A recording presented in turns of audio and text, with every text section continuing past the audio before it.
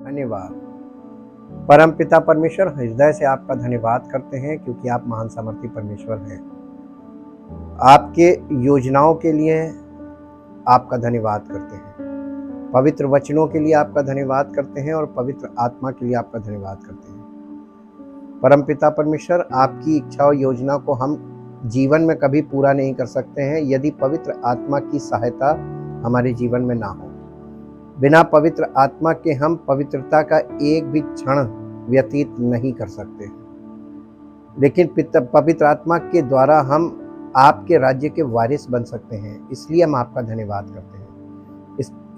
हम आपके द्वारा और आपकी भेजी गई सामर्थ्य की सहायता के द्वारा ही आपके राज्य के वारिस बन सकते हैं और कोई विकल्प नहीं है। इसलिए हम आपका धन्यवाद करते हैं क्योंकि सब कुछ के करने वाले आप ही हैं। और हम आपके वचन को मनन करने से पहले, वचन पर ध्यान केंद्रित करने से पहले आपकी उपस्थिति के लिए आपका धन्यवाद करते हैं और चाहते हैं हमारा जीवन आपकी उपस्थिति में, अधिकतर समय हम आपकी उपस्थिति में जीवन व्यतीत करें, ताकि प्रभु आपकी महिमा हमारे जीवन से प्रकट हो और आपका नाम महिमा पाए। धन्यवाद के साथ इस प्रार्थना को आपके इकलौते पुत्र प्रभु यीशु मसीह के नाम से मांगते हैं, आमीन।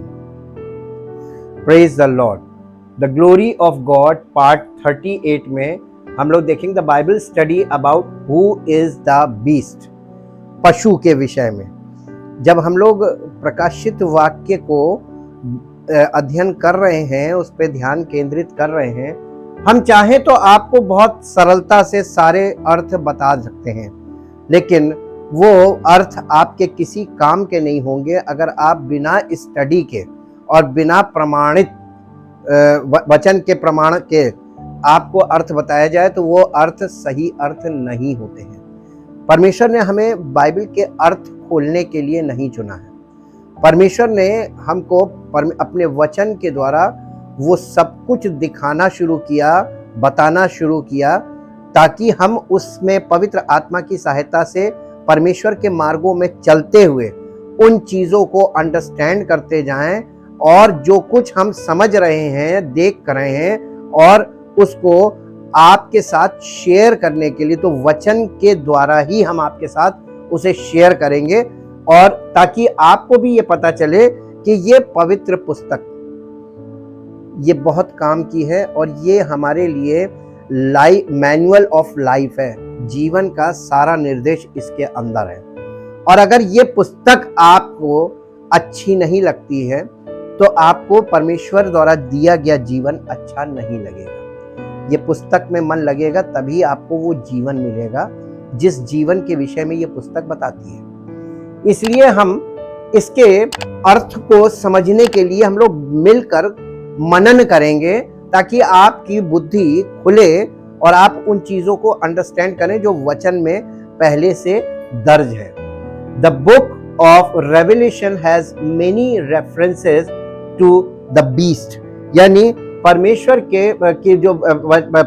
के पवित्र वचन बाइबल में, ये प्रकाशित वाक्य की जो किताब है उसमें एक पशु को लेकर बहुत से संदर्भ हैं, कई संदर्भ हैं। पशु क्या है या कौन है, ये एक प्रश्न है। क्या करता है, ये भी प्रश्न है। परमेश्वर हमें पशु के बारे में क्या करने के लिए कहता है, हमको क्या इसके साथ, हमारा इससे क्या संबंध है। हम लोग अंतिम दिनों में हैं, we are in the end of end days, in the last moment. हम लोग आखिरी क्षणों में आ गए, अंत के दिनों के आखिरी क्षणों में। Understanding the symbolism of the beast, यानी पशु के विषय में जो संकेत दिए जा रहे हैं उन संकेतों को समझना है हमको। हाँ, वो संकेत हमें क्या बताते हैं। और ये प्रकाशित वाक्य 13 अध्याय में हमको समझाया गया है। To understand the passage of scripture, परमेश्वर के वचन के किसी भी संदर्भ को समझने के लिए we need to understand the symbolism. हमें उसमें जो प्रतीक दिखाए गए हैं उन प्रतीकों को समझने की आवश्यकता है, क्योंकि परमेश्वर का वचन भाषा में नहीं है, पिक्चर लैंग्वेज है। और आप थोड़ा सा आंख बंद करके ये सोचिए कि आपके अंदर जो मैसेज आता है वो टेक्स्ट मैसेज नहीं आता है, शब्दों में नहीं आता, आपके अंदर भी पिक्चर मैसेज आता है। आपके माइंड के अंदर जो मैसेज जाता है वो पिक्चर मैसेज जाता है।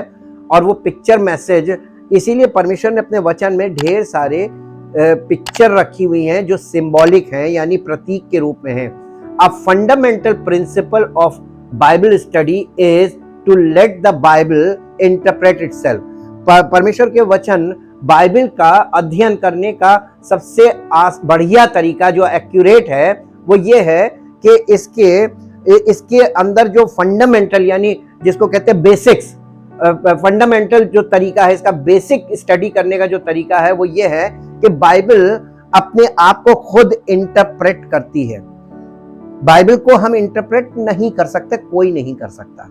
और अगर कोई बाइबल को इंटरप्रेट कर रहा है तो वो फॉल्स इंटरप्रिटेशन है, उसको फॉल्स टीचिंग बोलते हैं। अपनी मनगढ़ंत, अपने मन से अनुमान लगा लेना और मनगढ़ंत तरीके से किसी का अर्थ निकाल लेना। दूसरा पत्रस उसका पहला अध्याय उसका 20 और 21 पद पढ़ेंगे, जहां इस प्रकार से लिखा हुआ है, पर पहले ये जान लो, बाइबल को अध्ययन करने से पहले ये जान लो कि पवित्र शास्त्र यानी बाइबल की कोई भी भविष्यवाणी, बाइबल जो है वो भविष्यवाणियों की पुस्तक है, बाइबल की कोई भी भविष्यवाणी किसी मनुष्य के अपने ही विचारधारा के आधार पर, यानी कोई व्यक्ति इसमें अपनी विचारधारा से अपना अनुमान लगा ले कि इसका अर्थ ये हो सकता है, वो बाइबल उस बात को पूर्ण नहीं करेगी। क्योंकि कोई भी भविष्यवाणी, जो बाइबल के अंदर जितनी भी भविष्यवाणियां हैं, कोई भी भविष्यवाणी मनुष्य की इच्छा से कभी नहीं हुई, पर भक्त जन पवित्र आत्मा के द्वारा उभारे जाकर परमेश्वर की ओर से बोलते थे। यानी जो लोग भविष्यवाणी करते थे वो अपनी ओर से कुछ नहीं बोलते थे, पवित्र आत्मा उनके ऊपर आता था और वो परमेश्वर की वाणी उनके मुंह से निकलती थी, उसी को भविष्यवाणी कहते हैं। और ये इस तरीके से इस पुस्तक को लिखा गया। इन अदर वर्ड्स, दूसरे शब्दों में, look to other sections of the scripture, यानी परमेश्वर के पवित्र वचन बाइबल के किसी भी चीज का आप एक किसी पद का अर्थ अगर समझना चाहते हैं तो उसके आगे पीछे और दूसरे पदों को भी आप स्टडी करें, जिसे कहते हैं रेफरेंस टू कॉन्टेक्स्ट, यानी उस कॉन्टेक्स्ट जिस विषय पर आप अध्ययन कर रहे हैं उस विषय से संबंधित दूसरी जगहों पर भी जो लिखा गया है उनके साथ कंपैरेटिव स्टडी करें। अब इसको कहते हैं रेफरेंस टू कॉन्टेक्स्ट, और या to the context itself in order to understand the meaning, या तो सिर्फ किसी संदर्भ को लेकर उस संदर्भ पर, जिसे टॉपिकल टीचिंग भी बोलते हैं, टॉपिकल तरीके से आप किसी टॉपिक को लेकर उस पर अध्ययन शुरू करें ताकि वो टॉपिक आपका कंप्लीट होगा, जैसे हम लोग कर रहे हैं। एक एक टॉपिक को लेते हैं और उस टॉपिक को पूरी अच्छी तरीके से जड़ से समझते हैं। The symbol of beast representing civil governments, ये जो पशु दिखाया गया है, ये पशु, इसके बारे में पढ़ लीजिए, पहले पढ़ेंगे तब हमको समझ में आएगा कि हम कहां की बात कर रहे हैं। प्रकाशित वाक्य उसका 13 अध्याय उसका 1 पद से 8 पद तक पढ़ेंगे। प्रकाशित वाक्य उसका 13 अध्याय उसका, तब मैंने एक पशु को समुद्र में से, कहां से निकलते देखा? समुद्र में से निकलते देखा। समुद्र का मतलब मालूम क्या होता है? समस्त मानव जाति, ये समुद्र है। और समुद्र में से जब कोई व्यक्ति निकलता हुआ दिखाई दे रहा, पशु, वो है तो व्यक्ति लेकिन उसको पशु बताया जा रहा है, इसका मतलब उसके स्वभाव में कुछ ऐसा है जो मनुष्य से बिल्कुल अलग है। पशु का स्वभाव और मनुष्य का स्वभाव है, वो मनुष्य लेकिन वो पशु के स्वभाव में है, और वो समुद्र में से निकल रहा है। इसका मतलब पॉलिटिकल, जब समुद्र में से, ये इलेक्शन से आता, पॉलिटिकल व्यक्ति कैसे आता? चुनाव। तो ये समुद्र से जब कोई व्यक्ति निकलता है ये पॉलिटिकल व्यक्ति है। सिंपल सी बात है, मैं साधारण तरीके से बता रहा हूं, कॉमन सेंस की बात। हाँ, निकलते देखा जिसके 10 सींग और 7 सिर थे, उसके सींगों पर 10 राजमुकुट और उसके सिरों पर परमेश्वर की निंदा के नाम लिखे हुए थे। जो पशु मैंने देखा वो चीते के समान था। देखिए, वो पशु जो देखा वो चीते के समान था और उसके पांव भालू के से और मुंह सिंह बब्बर शेर उसके जैसा था। उस अजगर ने अपनी सामर्थ और अपना सिंहासन और बड़ा अधिकार किसे? पशु को दे दिया। किसने? अजगर ने। जब आपको अजगर दिखाया जा रहा परमेश्वर के वचन में, तो यह समझ जाइए कि यह शैतान है। शैतान को परमेश्वर ने कहा था ना, तू पेट के बल रेंगा करेगा, मिट्टी चाटेगा, तू मनुष्य की एड़ी को डसेगा और वो तेरे सर को कुचलेगा। सर्प, और सर्प हमेशा दिखाता है सेटन।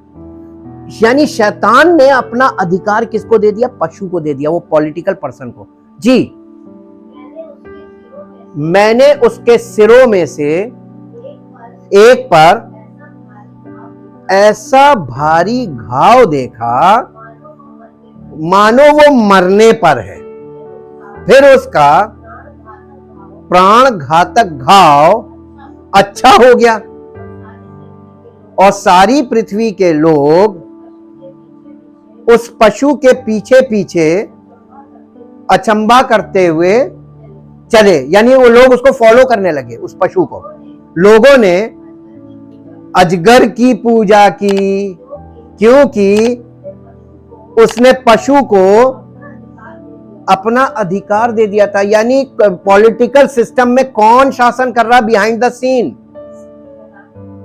उसी के हाथ में है पूरी दुनिया का शासन। परमेश्वर का राज्य तब तक नहीं आएगा जब तक परमेश्वर इस राज्य को पृथ्वी पर से नष्ट नहीं करेगा। तब तक परमेश्वर का, मसीह का राज्य नहीं आएगा। मसीह के आने से पहले इसका राज्य का बहुत जबरदस्त उदय होगा और वो टाइम शुरू हो गया है।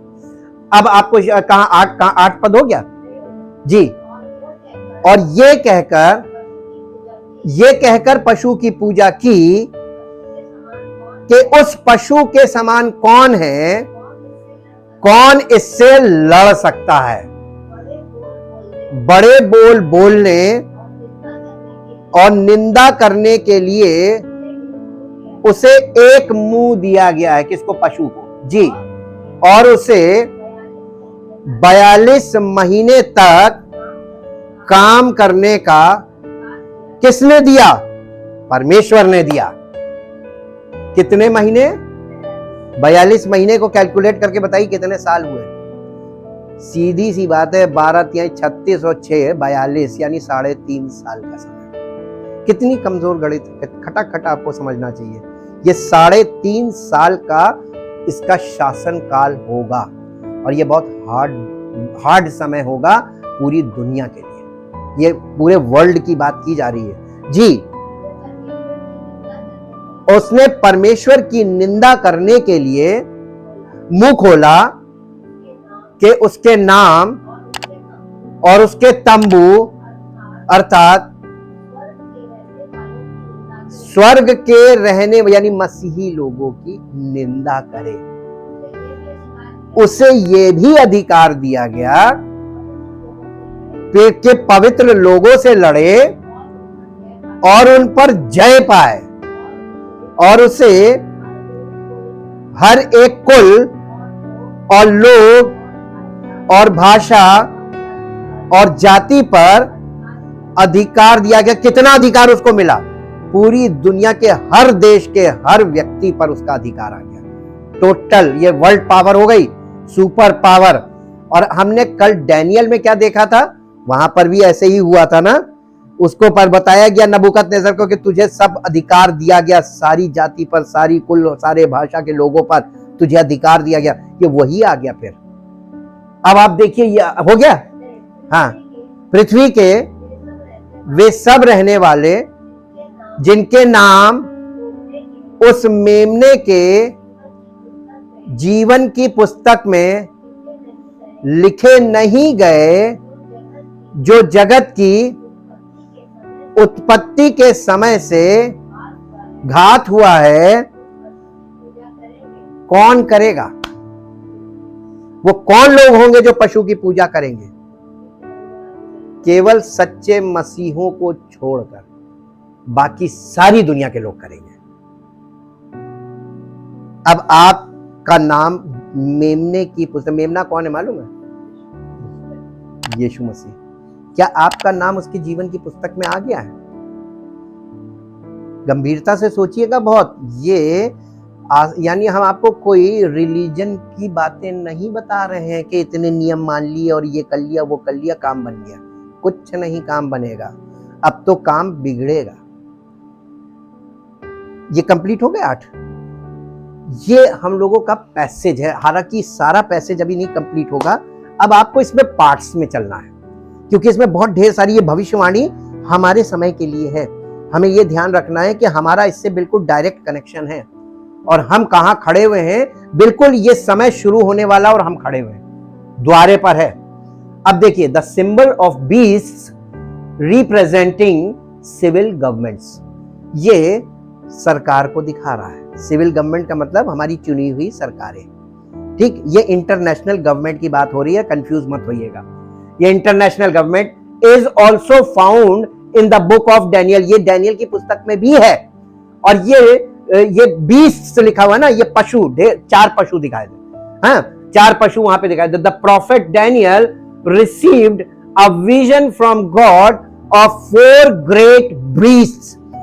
डैनियल भविष्यवक्ता ने परमेश्वर से दर्शन के द्वारा मालूम क्या पाया था? 4 पशुओं के, 4 महान पशुओं का दर्शन पाया था। डैनियल की पुस्तक 7 अध्याय 1 से 7 पद पढ़िए। बेबीलोन के राजा बेलशस्सर के पहले वर्ष में डैनियल ने पलंग पर स्वप्न और दर्शन देखे। तब उसने वो स्वप्न लिखा और बातों का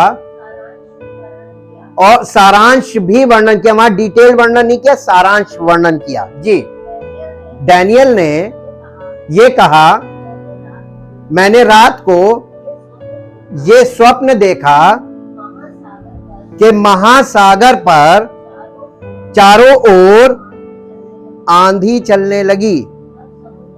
तब समुद्र में से 4 बड़े जंतु जो एक दूसरे से भिन्न थे निकल आए। पहला जंतु सिंह के समान था और उसके पंख उकाब के से थे। मेरे देखते देखते उसके पंखों के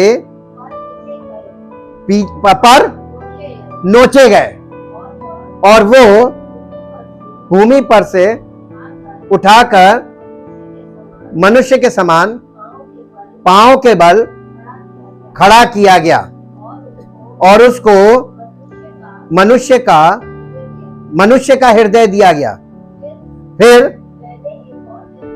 मैंने एक और जंतु देखा जो रीछ के समान था और एक पांजर के बल उठा, हाँ एक पांजर के बल उठा हुआ था और उसके मुंह में दांतों के बीच 3 पसलियां थी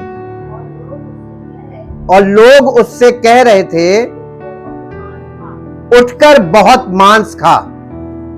इसके बाद मैंने दृष्टि की और देखा कि चीते के समान एक और जंतु है जिसकी पीठ पर पक्षी के से 4 पंख हैं और उस जंतु के 4 सिर थे और उसको अधिकार दिया गया। फिर इसके बाद मैंने स्वप्न में दृष्टि की और देखा कि एक चौथा जंतु है जो भयंकर और डरावना और बहुत सामर्थी है, और उसके बड़े बड़े लोहे के दांत हैं। वो सब कुछ खा डालता है और चूर चूर करता है, और जो बच जाता है उसे पैरों से रौंद देता है। वो सब पहले जंतुओं से भिन्न है, और उसके 10 सींग हैं। अब हम देखिए वहां से प्रकाशित वाक्य से फिर वापस वहां गए तो हमको वही सेम चीज मिल रही है, लेकिन ऐतिहासिक में है। वो ऐतिहासिक में एक लास्ट वाला जो है ना, वही हमको प्रकाशित वाक्य में मिल रहा है।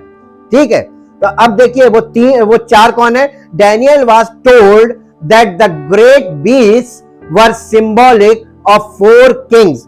ये जो महान पशु हमने देखे अभी जो डैनियल की पुस्तक में, ये 4 बादशाह हैं, 4 राजा हैं। 4 राजा का मतलब 4 व्यक्ति, राजा व्यक्ति नहीं है, ये 4 राज्य हैं, यानी किंगडम्स हैं। ये 4 कंट्रीज कह लीजिए। वर्ष 17, इसका 17 पद पढ़ दीजिए, 7 अध्याय का 17 पद, डैनियल 7:17। उन 4 बड़े जंतुओं का, हाँ, उनका अर्थ 4 राज्य हैं, 4 किंगडम्स जी, जो पृथ्वी पर उदय होंगे। अब उसमें से हो चुके अब लास्ट बचा है।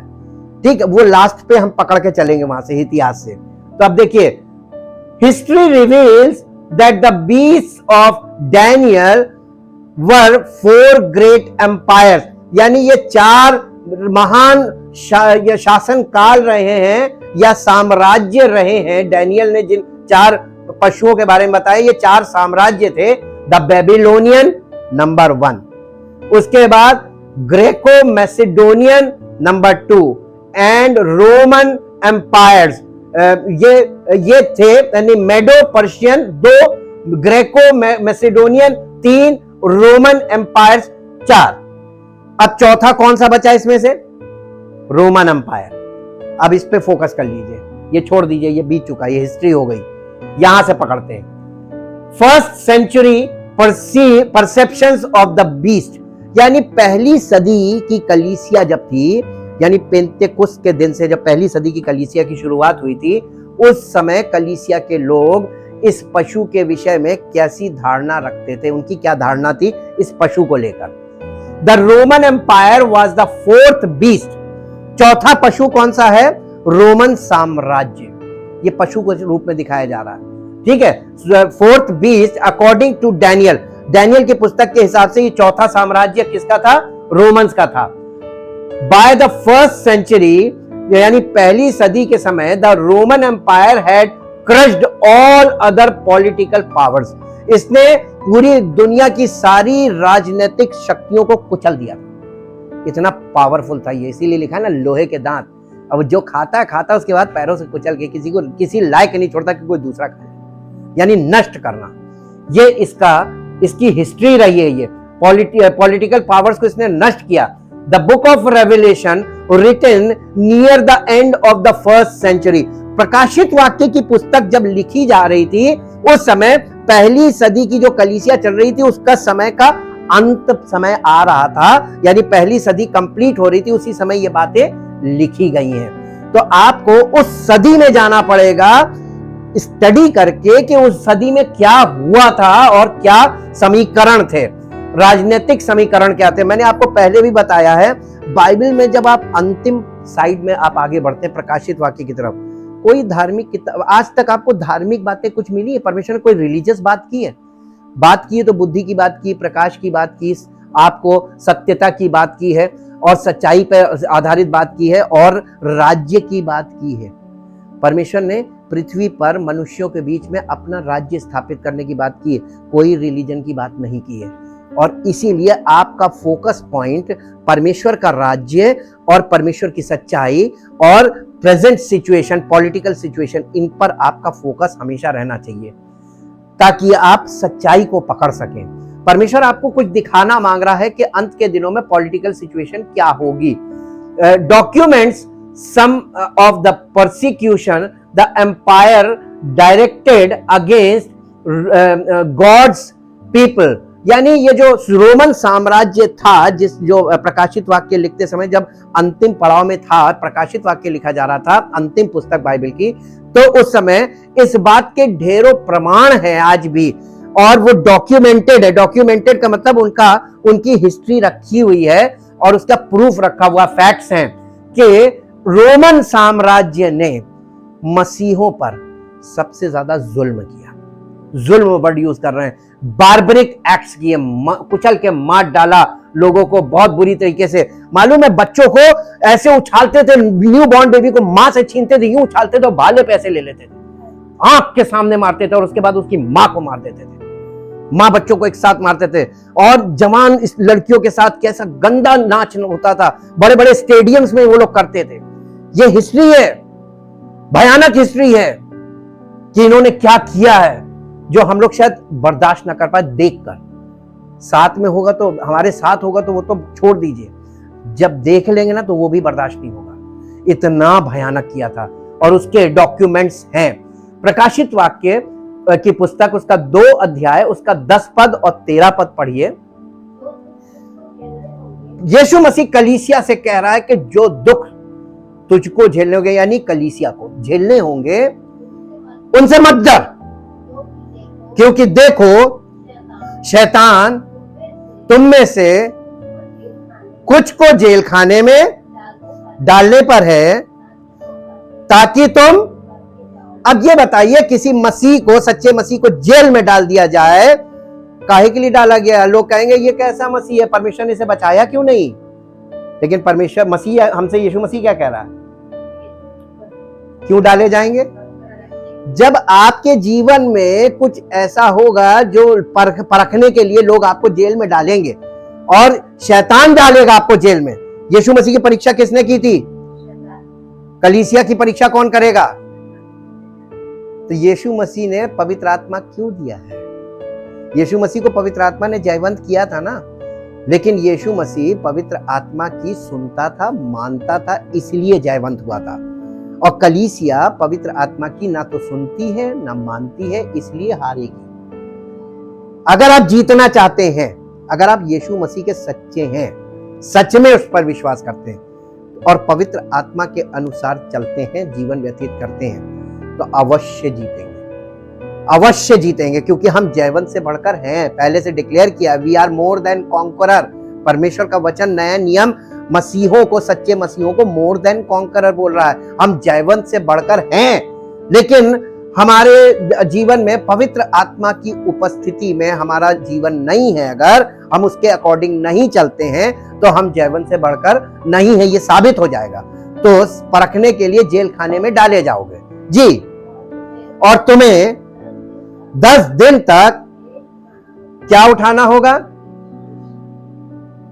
थोड़े से क्लेश में तो हालत खराब हो जाती है। 10 दिन का क्लेश। क्लेश का मतलब मालूम क्या है? क्लेश का मतलब कि आपको 1 मिनट चैन नहीं लेने दिया जाएगा। क्लेश बहुत जबरदस्त वर्ड है जी। जान देने तक विश्वासी रह, तो मैं तुझे, आपको क्या मिलेगा? कब? प्राण देने तक वफादार रहे, चाहे मेरा जान चली जाए, मेरा अंगीकार ना बदले। अब देखिए 13वां पद, मैं ये जानता हूं कि तू वहां रहता है जहां शैतान का सिंहासन है, तू मेरे नाम पर स्थिर रहता है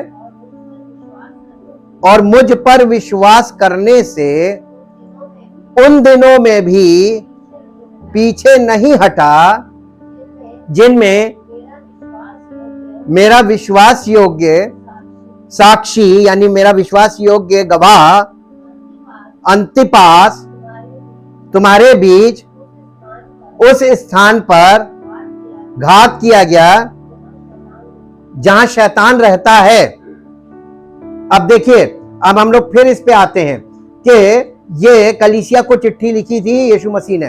इन reading the book of revelation, जब आप प्रकाशित वाक्य की पुस्तक को पढ़ते हैं, the early believers could have concluded that the beast John wrote about was the Roman Empire. जब ये जो पहली सदी की कलीसिया के जो लोग थे, जो विश्वासी थे, जब प्रकाशित वाक्य की पुस्तक हम पढ़ते हैं तो उन विश्वासियों के ने इस बात को इंक्लूड किया, यानी कंक्लूड किया, इस बात को उन्होंने क्या बोलते हैं, इस बात को तक वो पहुंच गए थे कि ये जो सताव हो रहा है और जो वो पशु है जिसके बारे में यूहन्ना बता रहा है, वो पशु कोई और नहीं बल्कि रोमन साम्राज्य है, which dominated the world at that time, जो उस समय पूरे विश्व पर डोमिनेट कर रहा था, यानी शासन कर रहा था। और हमारे देश में भी उस समय वही का शासन चल रहा था, ब्रिटिश शासन। समझ में आ गया? पूरी दुनिया पर था कि नहीं था? हम लोग भी वहीं पे थे, उसी कंट्रोल में थे।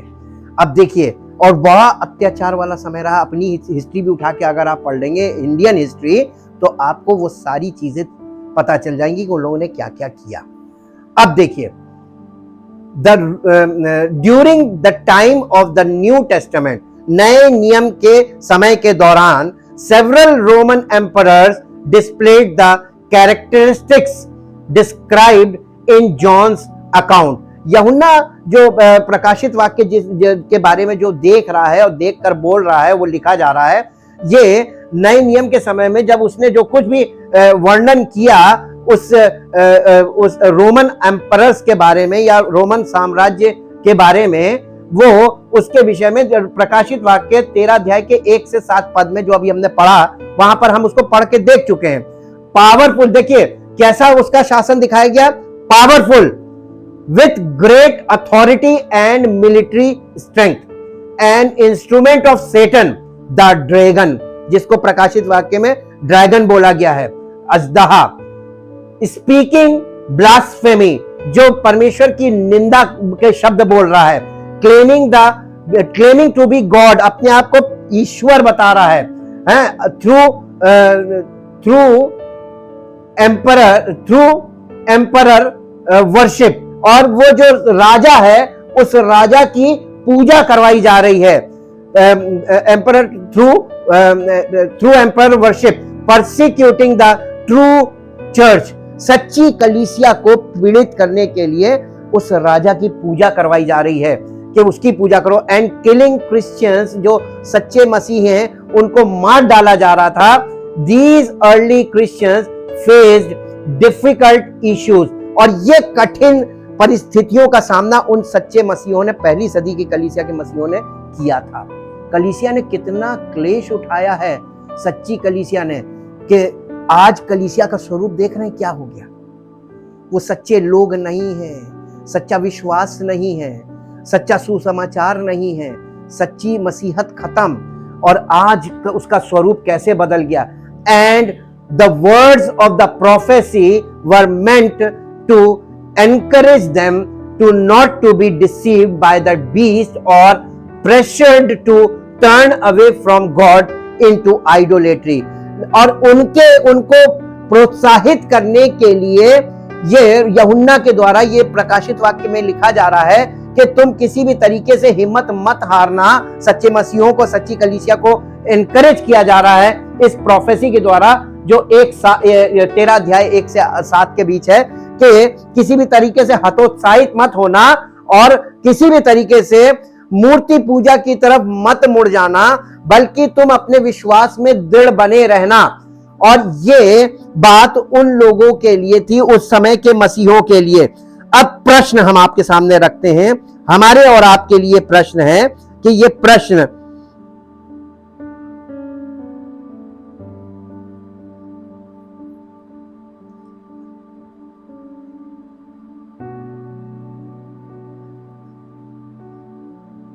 लेकिन क्या इस भविष्यवाणी में और भी कुछ है? क्या ये हम में से उन लोगों के लिए भी था जो अंत के दिनों में जी रहे हैं? उन लोगों के लिए तो एनकरेजमेंट के लिए लिखा गया था, उस जमाने के लोगों के लिए। और जो हम लोग अंत के समय में हैं, हमारे लिए इसमें क्या है? अरे हमारे लिए अब ये चीज फिर से रिपीट होने वाली है, और इससे जबरदस्त, इससे more powerful than this time. उस समय में जो सामर्थ्य थी उसकी कई गुना अधिक सामर्थ्य के साथ ये दोबारा रिपीट होने जा रहा है। आपको मालूम है कि इतिहास दोहरता है, हिस्ट्री रिपीट्स इटसेल्फ, इतिहास अपने आप दोहर जाता है। ये बात मानते हैं ना, ये नियम चला आ रहा है और इतिहास दोहरता है। इसीलिए बाइबल कभी पुरानी नहीं हो सकती, क्योंकि हर चीज जो हो चुकी है आज वो आधुनिक समय में उससे कई भयानक रूप में फिर से रिपीटेड होगी। और इसीलिए यीशु मसीह के समय को, अंत के दिनों को ये बताया गया है शुरू से कि जैसा नूह के दिनों में हुआ था वैसे ही मनुष्य के पुत्र के दिन में होगा। तो आपको पीछे भेजा जाता है कि वहां जाके देख लो कि क्या क्या हो रहा था और वो यहां हो रहा है। उसके बाद लिखा जैसा लूत के दिनों में हुआ था वैसा मनुष्य के पुत्र के दिनों में होगा। आप लूत के दिनों में जाके स्टडी कीजिए तो आपको वहां पे जो पूरा पिक्चराइजेशन है आपको पता चल जाएगा कि वो आज हमारे बीच में हो रहा है। और ये बातें जो वहां पे बीत चुकी थी उन लोगों पे, इसकी कई गुना भयानक रूप में हम लोगों पर बीतने जाने वाली है। क्या आप सच्ची मसीहत को मानते हैं, सच्चे मसीह को मानते हैं, सच्ची कलीसिया में आप हैं और सच्ची शिक्षा है आपके पास, परमेश्वर के वचन का सत्य आपके पास आ रहा है, या आप भ्रम में हैं? आपकी परीक्षा का समय अब है। पहली सदी की कलीसिया के जो विश्वासी लोग थे उनकी परीक्षा हुई और वो पास भी हुए। आज की कलीसिया के लिए चैलेंज है कि ये कितना पास करेगी। आज के लोगों के लिए चैलेंज है, आज के विश्वासियों के लिए, मसीहों के लिए चैलेंज है कि तुम क्या विश्वास कर रहे हो, तुम्हारा विश्वास किस पर है। लोग कहते हैं कि परमेश्वर को जीवन में आगे रखो, प्रथम रखो, सब कुछ ठीक होगा। हम इस बात से अग्री करते हैं, लेकिन प्रश्न ये है कि वो परमेश्वर कौन है जिसको आप प्रथम रखने की बात कर रहे हैं? आप उसको कैसे जानते हैं? वो कौन है? परमेश्वर वर्ड परमेश्वर नहीं है। परमेश्वर जो है वो इस वर्ड से कहीं अलग है। जब आप परमेश्वर बोलते हैं तो आपकी टोन में एक प्रेशर आता है, लेकिन जब आप परमेश्वर को जानते नहीं हैं, परमेश्वर का वचन बताता है कि आदि में परमेश्वर, आदि में वचन था, वचन परमेश्वर था और वचन परमेश्वर के साथ था। ये वचन ही परमेश्वर है, वचन देहधारी हुआ। अब आपको मालूम हो गया कि वो देहधारी हुआ वो कौन है? प्रभु यीशु मसीह। लिविंग वर्ड बोलते हैं उसको, जीवित वचन बना। वचन जीवित बना, जीवित प्राणी बना। इसके बाद उसने मनुष्य के छुटकारे का काम किया, उद्धार के कार्य को पूरा किया और महिमा के साथ परमेश्वर के सिंहासन पर बैठ गया। परमेश्वर कौन है? आज यीशु मसीह के विषय में प्रचार किया जाता है और पौलुस प्रश्न उठाता है कि तुमने कौन से यीशु का प्रचार सुना? तो ये कहना कि परमेश्वर को हम जानते हैं, ये दावा करना और वास्तव में उसके साथ सही संबंध होना, दोनों अलग अलग बातें हैं। आपको और हमको कभी भी ये गलत दावा नहीं करना चाहिए कि हम परमेश्वर को पूरी तरीके से जान गए हैं या हम परमेश्वर को जानते हैं। आप जितना अभी परमेश्वर को जाने हैं उससे कहीं ज्यादा आप परमेश्वर को बिल्कुल भी नहीं जानते हैं। और इसीलिए परमेश्वर का वचन हमको प्रकाशित वाक्य में ये दिखा रहा है, वहां चित्रों के द्वारा चित्रण है, वहां पर वो पिक्चर बुक है कि कैसे लोग परमेश्वर के नाम से, यीशु मसीह के नाम से, सुसमाचार के नाम से, कलीसिया के नाम से धोखा खाएंगे। इसीलिए स्टडी में आपको बहुत इन्वॉल्व होना है।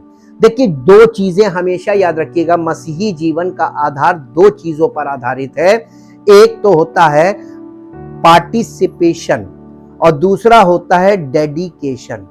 पार्टिसिपेशन का मतलब कि जब आप परमेश्वर को भेंट देते हैं, परमेश्वर के कलीसिया में जुड़कर उसको भेंट दे, परमेश्वर की सेवा को बढ़ाने के लिए भेंट देते हैं, धन्यवाद की भेंट है वो, ये इस बात को दिखाता है कि आप वाकई में कलीसिया को की उन्नति चाहते हैं और परमेश्वर की सच्चाई, वचन की सच्चाई दूर तक जाए और सेवा बढ़े, इसके लिए आप योगदान दे रहे हैं। वो पार्टिसिपेशन है।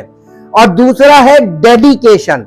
डेडिकेशन, आप अपने आप को जितना परमेश्वर के वचन में समर्पित करते हैं और वचन के लिए उपस्थित होते हैं, ये दोनों चीजें, उपस्थिति से पार्टिसिपेशन और डेडिकेशन दोनों चीजें पूरी होती हैं। तो हमेशा याद रखिए, ये दो पहलू आपको हमेशा करते रहना है।